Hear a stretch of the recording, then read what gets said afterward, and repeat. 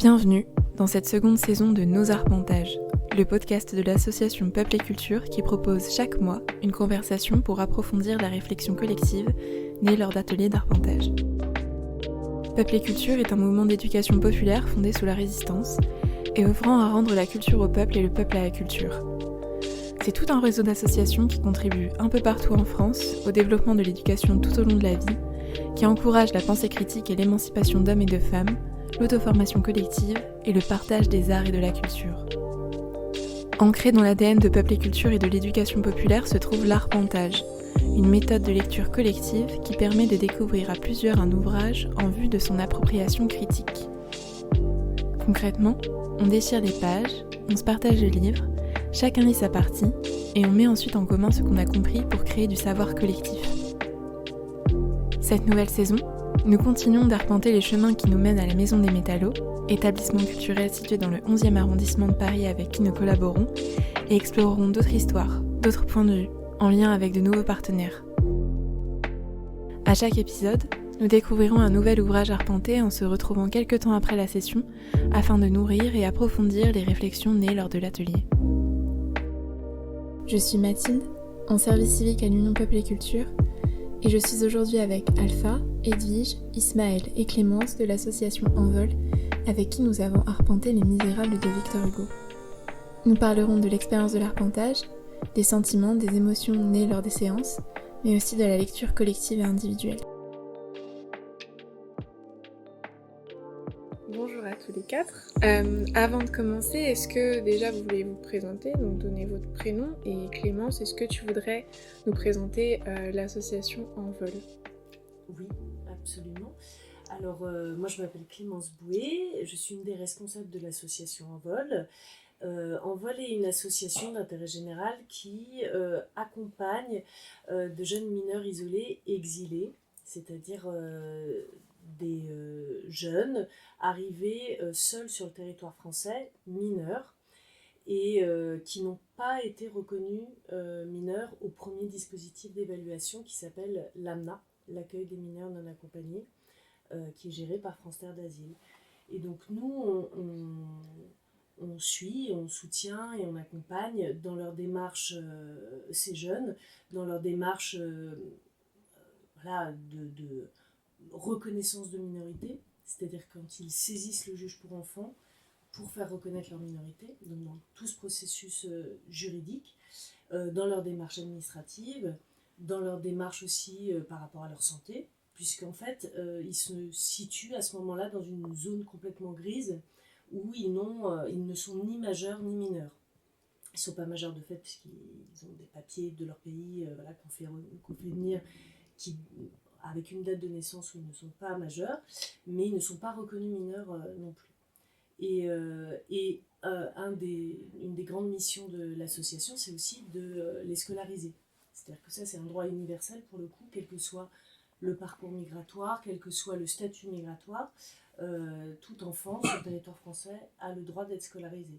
Et donc, on organise des séances d'aide aux devoirs 2 fois par semaine, le mercredi et le dimanche, et on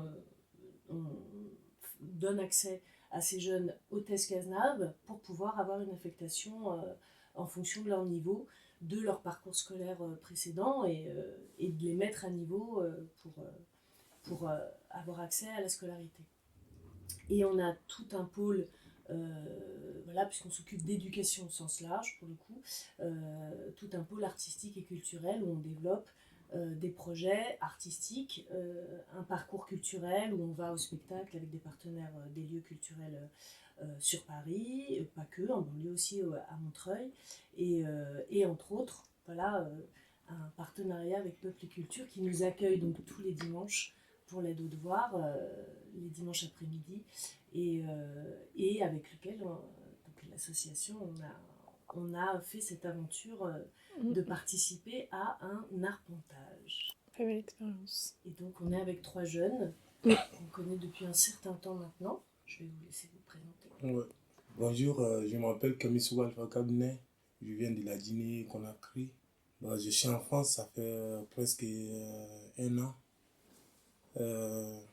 Ça fait longtemps que j'ai commencé les cours à Envol depuis le 7 avril 2023. C'est eux-mêmes qui, quand on voit, ils représentent comme ma famille de la France. Ma première famille d'accueil en France, c'est Envol. Donc, c'est eux qui m'ont aidé à me progresser, à m'intégrer en France. Parce que grâce à Envol, j'ai réalisé mes rêves. Quand je suis venu en France, j'avais rien. J'étais sans abri en fait. Donc, c'est eux qui m'ont aidé à m'installer, à me donner un endroit là où je dois passer la nuit. Et puis, tu as été reconnu mineur. Oui, j'ai été reconnu mineur. Bah, et puis, j'ai fait le test. Ils m'ont inscrit au CASNAV pour faire le test en français. Donc, j'ai fait le test. Et puis, ils m'ont inscrit aussi à l'école au CFA de l'Épine. Bon, l'école aussi, ils m'ont aidé à trouver une entreprise. Donc, moi, je me nomme Ismaël. Je suis ivoirien. Je suis arrivé en France dans le mois de juin de l'année dernière. Bon, après mon évaluation au centre d'accueil des mineurs, je n'ai pas été reconnu directement. Je dormais dans la rue et par le bien d'un ami, il m'a montré l'association Envol. C'est comme ça que je suis arrivé à Envol. En tout cas, dans les débuts, ils m'ont bien accueilli parce que je dormais dans la rue à Bercy précisément et à Belleville. Donc, c'est grâce à Envol, je venais apprendre des cours de français, de mathématiques. Et aussi, ils m'ont fait passer un test CASINAF et ils m'ont inscrit dans un lycée professionnel. En attendant ma date d'audience, et par la grâce de Dieu aussi, j'ai été reconnu mineur. En tout cas, je leur dis merci beaucoup pour tout ce qu'ils nous apportent parce qu'ils nous conseillent. Si on a besoin de quelque chose, ils nous accompagnent. En quelque sorte, ils sont comme notre famille, notre première famille ici en France. Parce qu'on vient sur une terre étrangère, on ne connaît pas grand chose. On ne sait pas comment est-ce que ça marche. Ils essaient de nous diriger un peu. En tout cas, je leur dis merci pour tout ce qu'ils font pour nous. Bonjour, je m'appelle Edwige. Je suis arrivée de la France dans le mois de juin, en juin 2023.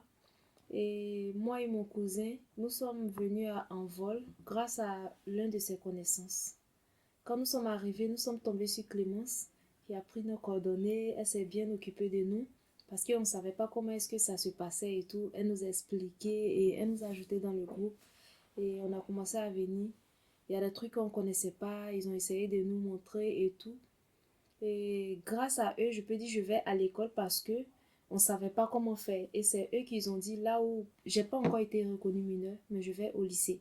C'est Clémence qui nous m'a dit vous devez y aller à l'école. Du coup, là où vous êtes, si ils n'acceptent pas de vous aider, venez, on va vous inscrire à l'école. Vous allez passer un test et tout. Et voilà comment j'ai dit là où j'étais. Et puis, bon, j'ai passé le test CAVNA. L'association Envol était tout le temps informée. Parce que c'est grâce à eux, si là où je suis aujourd'hui, j'arrive à faire des choses et tout. Et quand j'ai des problèmes, j'essaie de les expliquer. Et ils me mettent sur le droit chemin, ils m'expliquent et tout. Et quand je suis malade, ils m'accompagnent. Et ils m'aident aussi à obtenir des papiers à l'ambassade de Côte d'Ivoire. Je leur dis merci parce qu'ils sont comme ma famille ici. Voilà, ils sont comme ma famille parce que même si j'ai un problème de suite que j'appelle, tu vas voir que quelqu'un va venir. Là, je vais au lycée. Donc, je vais à l'école normalement comme les autres. En attendant d'avoir une réponse concernant ma minorité. Merci à tous les quatre. Du coup, c'est vrai qu'on a vécu ensemble une expérience, on a vécu un arpentage ensemble, pas de rien, des Misérables de Victor Hugo. Est-ce que vous voulez rebondir là-dessus? Qu'est-ce que c'était votre sentiment, votre émotion, ou qu'est-ce que vous pensiez faire quand on vous a dit que vous alliez faire un arpentage? Moi, je savais pas c'était quoi un arpentage. Donc, je me suis dit, mais c'est quoi? C'était ça ma réaction. Tu connaissais pas le mot d'arpentage. Vous Non. connaissiez, vous deux? Non, moi aussi c'était ma première fois d'entendre le mot d'arpentage. Oui, moi aussi, pareil. Je ne savais pas qu'est-ce que c'est. Mais au fur et à mesure, avec l'explication, et on s'est jeté dans la lecture. J'ai trouvé ça intéressant parce que auparavant, je n'ai jamais fait une lecture comme ça. Et j'ai beaucoup aimé la manière dont on a procédé jusqu'à la fin. Donc c'était pour tous les trois, c'était la première fois que vous faisiez une lecture commune d'un livre. Oui, oui. Pour tous les quatre. Pour tous les quatre, oui, c'est vrai. Moi non plus, je n'avais jamais fait. Mm. Et je ne savais pas. Voilà, je savais sur le papier comment ça se déroulait, mais c'était très, très abstrait quand même. Et donc c'est vrai que quand on a décidé de lancer cette aventure-là, et qu'il a fallu que je propose aux jeunes, je me suis dit comment je vais leur expliquer ce qu'on va faire. Voilà, je vous ai dit que moi-même j'en avais jamais fait. Alors je vous ai dit on va lire tous ensemble collectivement un livre et puis je vous ai tout de suite demandé qu'est-ce que vous aimeriez lire, histoire que ce soit concret, mais je n'avais pas plus d'idées que vous comment ça se passait. Et c'est vrai que du coup, le livre qui a été choisi, c'était Les Misérables. Oui. C'était... Heureusement, c'est moi qui l'avais choisi. Et pourquoi t'as choisi? Quand j'étais en dîner, bah, je lisais des trucs, les citations françaises. Bah, j'ai vu une citation de Victor Hugo. Il a dit le bonheur est parfois caché dans l'inconnu. Et puis j'ai fait la recherche d'abord de Victor Hugo. J'ai dit, mais qu'est-ce que Victor Hugo? Bah, il y a beaucoup de citations qui est écrit dans son nom. Puis j'ai vu encore, il a écrit Les Misérables. Bah, quand on quand on voit le mot misérable, donc c'est la misère. Donc il y a plein de choses dans ce livre. J'ai vu le livre intéressant. Puis j'ai fait un peu une petite recherche aussi sur le livre. Bah, j'ai vu le livre, il contient plus de 513 000 mots. Le livre, 513 000 mots, l'un des livres les plus vastes de la littérature française du 19e siècle. Donc ça m'a étonné. J'ai dit, mais est-ce que moi je peux tout lire ces livres? Bah, ça me fera plaisir de connaître le livre. Et puis, bon, la semaine dernière aussi, j'ai été aussi dans la ville natale de Victor Hugo, Besançon.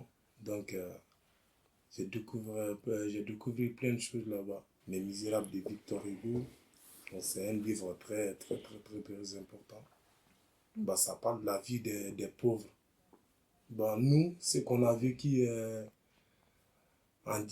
comme moi, ce que j'ai vécu en dîner, donc ça ressemble en fait tout ce qui contient dans le livre. Après la lecture, donc j'ai vu plein de choses dans le livre donc, qui m'a motivé en fait.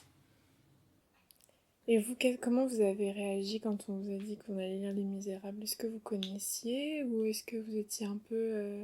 Est-ce que ça vous inspirait, Les Misérables, comme nous ou pas? Bon, moi, personnellement, j'avais déjà entendu le nom de Victor Hugo. Mais le livre Misérable, je n'ai jamais entendu en parler. Donc, comme c'est un écrivain célèbre, je dis pourquoi pas.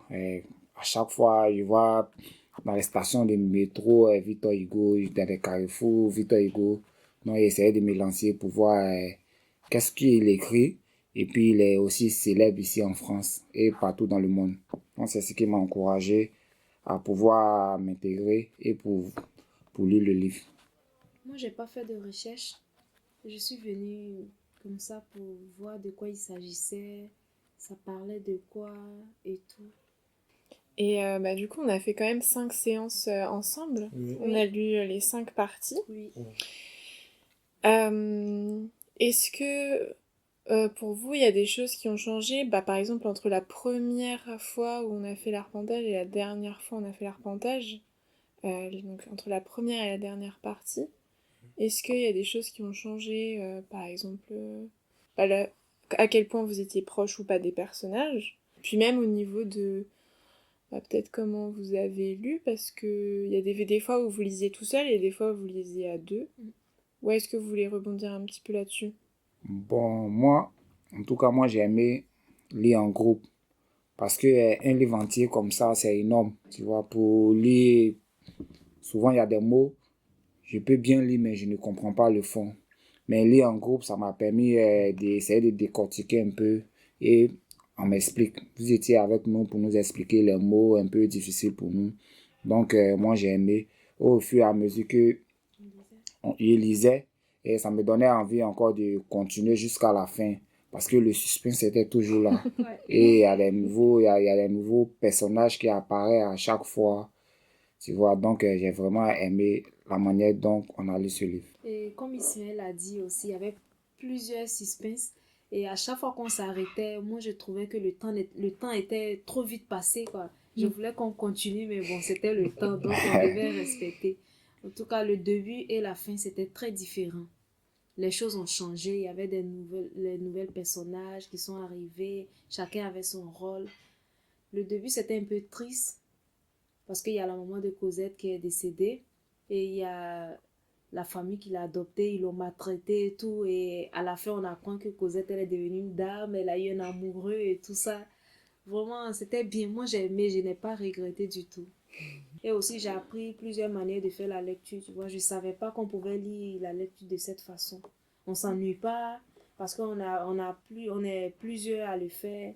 Comme Ismaël a dit, quand il y a des trucs qu'on ne comprend pas, vous nous expliquez parce que vous étiez présents et tout. C'était bien, moi j'ai aimé. Et grâce à vous aussi, je sais que avec 5 personnes ou 3 personnes, on peut lire des différents, on peut décortiquer, on peut diviser et faire la lecture. On s'ennuie pas, parce que souvent quand tu es seul et que tu lis, tu as un peu la paresse. Mais quand vous êtes à 5 ou à 4, c'est bon. Bon, moi aussi, j'ai beaucoup aimé, bah, surtout la lecture collective. La collectivité, c'est très très important dans la vie sociale. Et puis, ça nous aide aussi à se connaître. Voilà. Bon, surtout quand je vois le début du livre. Fantine, c'est la mère de Cosette, si je ne me trompe pas. Donc, elle a beaucoup souffert en fait. Bah, Cosette aussi, elle n'a pas désespéré. Tu vois? Bon, moi, ça m'a donné un petit conseil en fait. Dans la vie, il ne faut jamais désespérer. Ouais. Bah, Charles de Gaulle a dit, la fin de l'espoir est le commencement de la mort. Quel qu'en soit le problème, il ne faut jamais désespérer. Bah, il faut toujours avoir le courage pour réaliser tes rêves. Quand on s'est lancé dans l'arpentage, au début, on n'avait prévu qu'une seule séance. Et déjà, quand on a choisi, on a dit ok, d'accord, Les Misérables. Je me suis dit waouh, on démarre quand même vachement fort. Et on avait prévu au moins la première partie. Bah, en fait, bon, le livre en lui-même, évidemment, il est vraiment propice au rebondissement et au côté feuilleton. Mais on a tout de suite eu envie de lire la deuxième partie et de faire. Et puis très vite, on s'est dit, mais fixons les 5 séances et allons jusqu'aux 5 parties. Voilà, donc c'est aussi un petit peu l'allégorie de l'arpentage. C'est-à-dire, on se dit, bah, on lit sa propre partie, et puis en fait, on démarre petit, et puis ça donne envie de. On montre pas tout de suite le sommet de la montagne, on fait de manière un peu empirique, et c'est en faisant qu'on apprend en fait. Et qu'on a envie d'aller plus loin, c'est ça qui est un pas après l'autre, quoi. Ce qui avait de chouette, c'était qu'en même temps, c'était un moment très collectif, et avec ce moment où chacun lit, et c'était toujours très silencieux, très concentré, très... et chacun avait sa partie. Moi, je trouvais qu'on développait une sorte de rapport assez affectif à sa propre partie, et quand tout d'un coup, quelqu'un d'autre parlait des personnages qui étaient aussi dans notre partie, il y avait une sorte de reconnaissance en disant mais oui, c'est aussi mes personnages, mais oui, moi aussi il fait ça, ben moi je sais pourquoi il fait ça. Et donc quelque chose de super dynamique dans l'échange et dans l'implication de chacun en fait, à un endroit qui n'est pas intellectuel en fait. alors qu'on parle quand même d'un monument de la littérature française. Et du coup, est-ce que l'arpentage, ça vous a donné envie de lire d'autres livres ou de recommencer un arpentage carrément? Oui, pourquoi pas. Ouais. Parce que lorsque tu fais une lecture, tu apprends beaucoup de choses, tu apprends des mots, ça instruit quoi. Et puis tu peux découvrir des trucs sur la vie et tout. Oui, moi aussi, ouais. Et puis, grâce à l'arpentage, bah, ça m'a motivé même d'acheter les livres. Ouais. La lecture aussi, c'est très important dans la vie. Parce que la lecture, je vous ai dit ça la dernière fois, que la lecture est la nourriture du cerveau. Donc, l'esprit qui ne lit pas, c'est comme un corps qui ne mange pas, tu vois. Donc, quand tu fais la lecture, ça nourrit le cerveau. Mais quand tu ne lis pas, bah, tu es dans le sombre. Moi, je n'ai même pas fait une année en France. Mais là où je suis actuellement, grâce à la lecture, bah, je me suis intégré en France.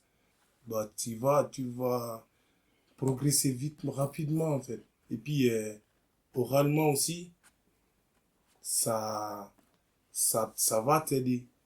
La lecture aussi, ça t'enlève la stress. Quand tu es stressé, bah, il faut prendre ton livre, tu fais la lecture. Et puis le livre aussi est un outil de la liberté. Pour moi, le livre est un ami qui ne trahit jamais en fait. C'est beau de dire ça. Oui. Un livre, C'est c'est bien. comme un meilleur ami qui Ouais. t'accompagne, qui est là, Ouais. avec qui t'échanges, avec qui t'apprends, Mm. avec qui tu partages. C'est vrai que souvent, on a un peu l'impression qu'un auteur, c'est quelqu'un qui nous raconte une histoire rien que pour nous. Oui. C'est très, mais c'est ça qui est d'assez fort avec l'arpentage, c'est que c'est à la fois c'est plonger une expérience qui est totalement personnelle et individuelle à l'échelle collective et dans le partage et ça c'est assez fort hein, parce que c'est vrai qu'on avant de le pratiquer on n'imagine pas à quel point ça fait bouger des lignes et ça provoque des choses, son propre rapport à la lecture et puis le rapport avec les autres aussi, en termes d'échange. C'était un bon médium pour Ouais. échanger aussi ensemble. Oui, parce qu'on dit souvent danser ensemble, ça crée du lien, Ouais. chanter ensemble, manger ensemble. Mais on ne pense pas à lire ensemble en fait, on ne pense pas à ça, et alors que c'est possible. Et que oui, ça n'enlève rien à l'expérience individuelle, mais Oui. Ouais. Ouais. Bah, ça rajoute, parce qu'on a quand même une lecture et puis on a aussi une responsabilité par rapport à sa partie, mais on sait que aussi si on n'a pas totalement tout compris, c'est pas grave, il y a les autres autour qui peuvent nous aider, qui peuvent nous aller venir en renfort et puis avec leur partie, donc on se sent moins peut-être pressurisé, on a moins de pression, on a moins de stress de lire parce qu'on sait qu'on se partage tous le livre quoi. C'est moins de... Oui, c'était un peu ça, moi, ma grande question avant de démarrer, Ouais. c'était de me dire, mais en fait, comment c'est possible? Parce qu'on va forcément avoir des frustrations, des zones de trou, d'ombre, et c'est ce côté très exhaustif de la lecture où on se dit, mais si j'ai pas tout le livre, je pourrais jamais... Et en fait, dans la pratique, c'est ça qui est assez formidable, c'est qu'on investit très fort sa partie, mais on insiste sur ce qu'on a et pas sur ce qu'on n'a pas. Parce qu'en fait, on sait que ce qu'on n'a pas, les autres vont l'apporter. C'est-à-dire les petits moments qu'on ne comprend pas, le pourquoi. Et en fait, ça, c'est un plus. Alors qu'au début, moi, je me disais, oh là là, mais forcément, à un moment, c'est bancal. Et pour ça, la méthode, parce que c'est quand même une méthode, c'est quand même, c'est pas que on se lance et c'est pas du tout fait au hasard. Et le fait qu'il y ait une méthode, que ce soit encadré, qu'on ait à chaque fois une consigne, le fait d'orienter la lecture, ça construit quelque chose et qui fait qu'on n'est pas perdu jamais. Et au contraire, c'est très progressif et ça avance et c'est constructif dans notre manière de lire, quoi. Tout en étant très ludique. Parce que c'est vrai, on a comme mené une enquête, en fait, tous ensemble.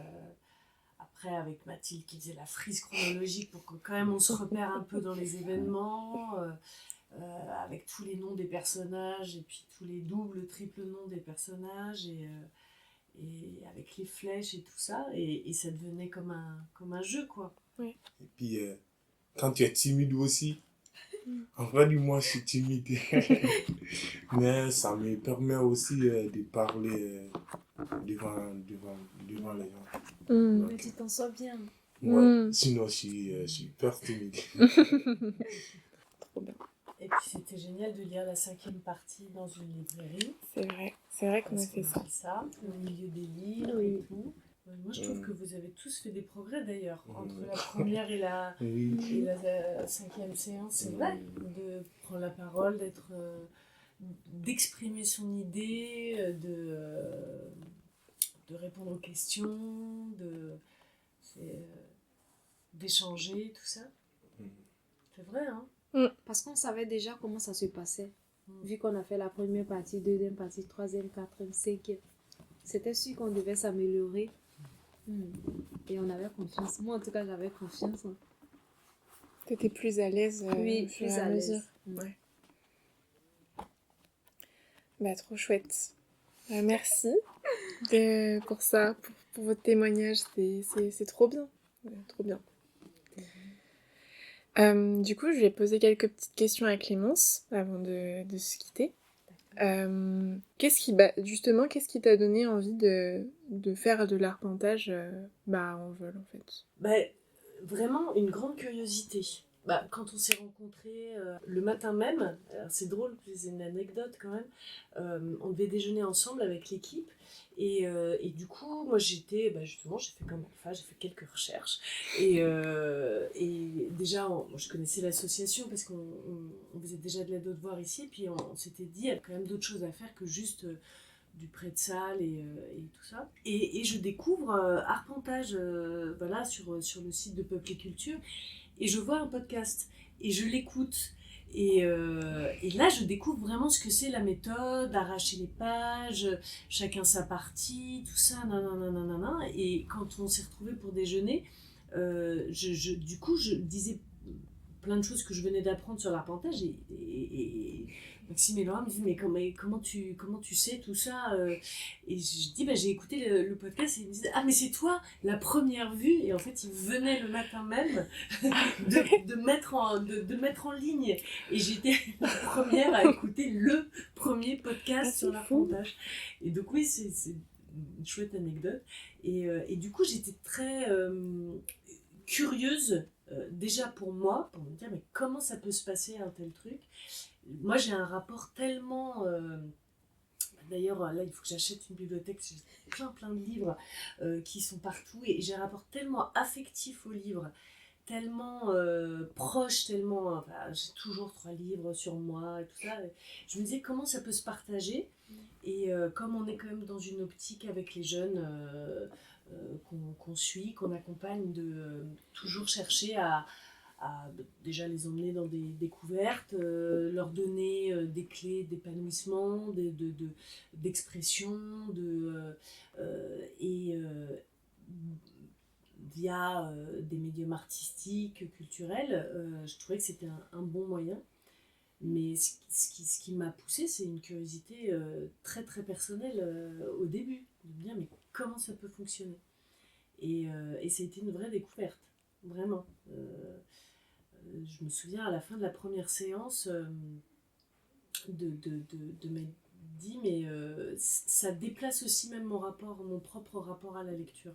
De me dire oui, on peut partir dans une lecture sans avoir toutes les clés. Et ce qui est important, c'est pas trop... parce que je me souviens qu'à la première séance, il y avait des bénévoles qui étaient là et qui avaient déjà lu Les Misérables. Et donc c'était assez intéressant de voir le rapport de ceux qui ne l'avaient jamais lu et ceux qui connaissaient l'histoire et qui du coup se raccrochaient à une histoire. Et alors qu'on était plus, en fait, tout d'un coup sur... l'émotion que ça fait sur l'émotion qu'on a ressentie parce que ça se trouve en lisant une partie quand on dit dit le personnage principal de ta partie et l'action principale, c'est pas forcément celui auquel on pense, mais celui qui nous a le plus touché finalement. Et que donc on sort d'une lecture complètement elle est orientée de fait, mais par rapport à son propre ressenti. Et ça, ouais, tout d'un coup, je me suis dit, mais c'est absolument génial, parce qu'en fait, on entre dans le livre par une porte qui est pas du tout classique, en fait. Ouais, c'est plus subjectif et plus centré sur ce que tu ressens.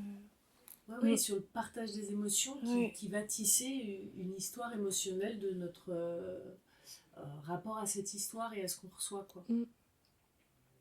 Et puis, voilà, on est toujours à la recherche de découvertes et de nouveaux projets à partager tous ensemble, quoi. Donc, ça t'a donné envie de refaire un arpentage avec...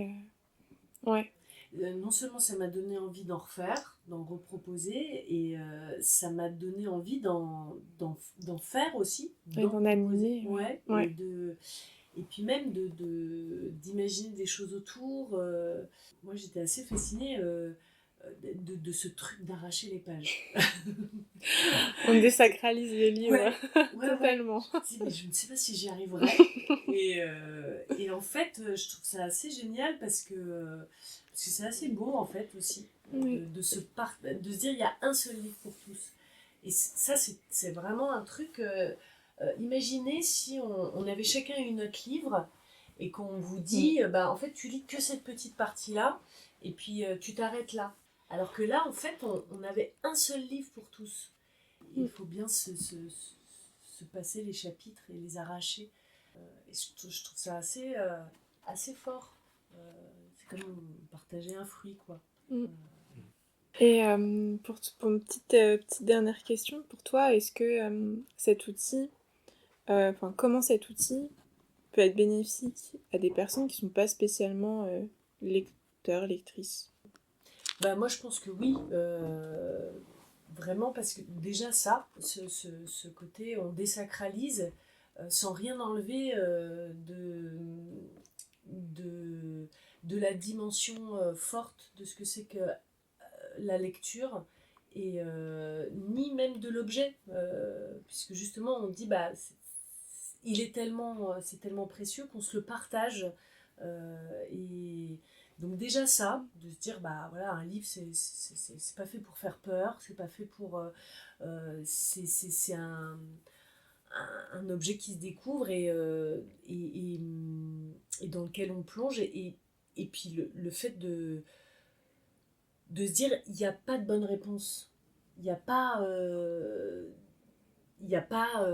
voilà, on se laisse de toute façon, de partir du principe qu'on ne lit qu'une petite partie à chaque fois et que les autres lisent le reste.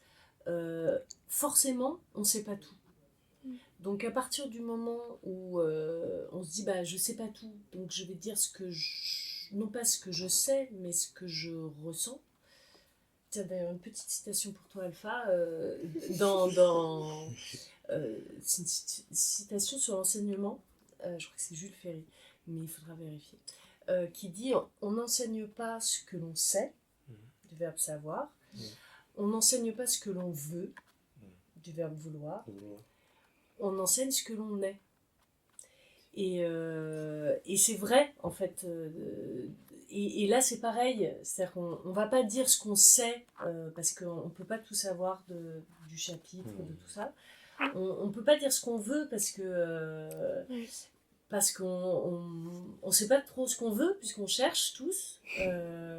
Et on va dire ce qu'on est, ce qu'on a ressenti du livre, quoi. Et ça, je trouve ça assez chouette, parce que du coup...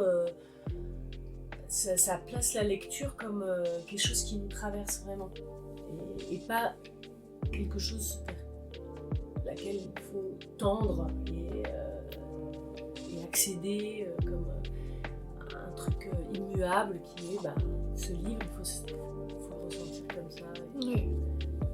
Ça donne beaucoup de liberté, en fait. Bravo à vous. Merci. Merci de nous avoir accueillis. Merci, c'était super chouette.